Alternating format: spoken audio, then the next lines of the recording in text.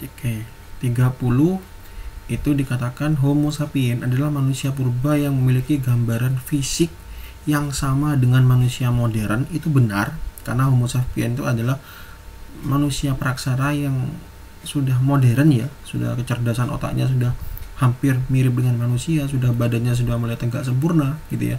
Jadi itu benar. Ya. Sebab salah satu ciri Homo sapien adalah hidup secara nomaden. Ya masih benar. Ya. Masih itu juga benar ya, benar-benar semua saling berkaitan ya, karena manusia purba ya apapun jenisnya ya masih nomaden ya, jadi benar-benar semua dan saling berkaitan gitu ya. Jadi salah satu ciri Homo sapien adalah hidup secara nomaden. 31 di situ, agama Islam mudah diterima oleh masyarakat Jawa karena bisa beradaptasi dengan budaya lokal. Tahun 1966 sampai 1968 merupakan masa transisi kepemimpinan nasional.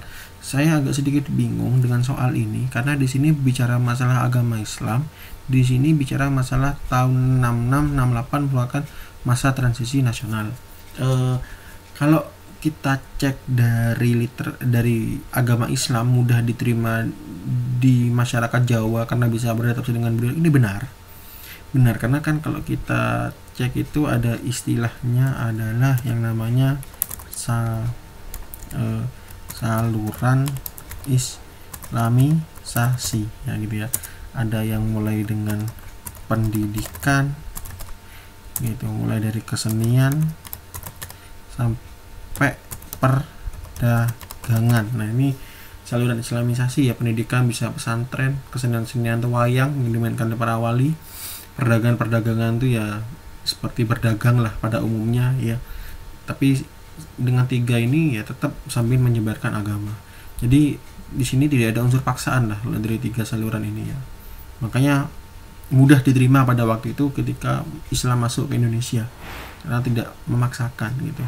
Nah kalau membahas masalah ini, tahun 1966 sampai 1968 merupakan masa transisi kepemimpinan nasional, ini benar karena pada waktu itu transisi dari pemerintahan Soekarno kepada Soeharto. Ya benar, transisinya dari pemerintahan Soekarno ke Soeharto kalau dari kalimat di sini ya. Sebab pada masa itu terjadi dualisme kepemimpinan. Ya benar juga, karena pada waktu itu meskipun Soekarno sakit, kalau menurut TAP MPRS-nya Soekarno masih presiden seumur hidup. Makanya kan tahun 66 itu ketika keluar Super Semar, Surat Perintah 11 Maret, itu Soeharto belum menjadi presiden, masih penjabat presiden. Setelah Soekarno wafat tahun 1970, maka setahun berikutnya pada saat tahun 1971, Soeharto baru dilantik sebagai presiden definitif oleh MPRS. Jadi benar terjadi dualisme kepemimpinan. Jadi benar sekali ya. Jadi kalau dilihat dari paragraf tahun sampai ini ya, sebab akibatnya ya benar-benar saling berkaitan. Nomor 31. Oke, 32 ditangkapnya Soekarno pada tahun 1929 gitu ya. Maka berdampak kepada PNI dibubarkan ya. Ya benar memang. Jadi Soekarno ditangkap itu memang tujuannya karena ajaran-ajaran Partai Nasionalisme Indonesianya melalui Marxismenya itu membuat Belanda khawatir gitu ya. Makanya Soekarno ditangkap dan PNI ya dibubarkan gitu ya. Sebab Soekarno tidak menginginkan Partai Nasionalis Indonesia tetap berdiri saat dia berada di dalam tahanan ya. Ya benar. Jadi ini benar-benar ada sebab akibat ya. Meskipun nanti pada tahun 1929 itu ada PNI baru ya. Ada PNI baru, kalian bisa bacalah di Google di mana tuh ada PNI baru yang di situ Soekarno tidak ikut terlibat ya, karena kedudukannya masih dalam kondisi tahanan Belanda. Jadi ini benar-benar ya ada hubungan sebab akibat. Media massa 33 ya, media massa yang pernah diberadil oleh pemerintahan Orde Baru pada tahun 94 gitu ya. Ini jawabannya yang nomor 33 itu adalah 1 dan 3 ya. Detik dan Tempo jawabannya, 1 dan 3, Detik dan Tempo. Karena pada masa itu ada nomor 33 itu ada media yang Bredel itu ada 3, 1 Detik, 2 Tempo, yang ketiga itu majalah Editor. Nah, ini 3 media yang di Bredel karena dianggap 3 media ini memberikan berita-berita yang tidak pro pada pemerintahan Orde Baru gitu ya. Jadi 3 media ini menganggap tidak pro pada pemerintahan, makanya di Bredel ya. Jadi jawabannya 1 dan 3. Terus 34, beberapa nama tokoh yang dan pahlawan nasional yang merupakan tokoh-tokoh diplomasi Indonesia adalah ya ini Syahrir, Bener, ya Sujatmoko dan Agus Salim ya.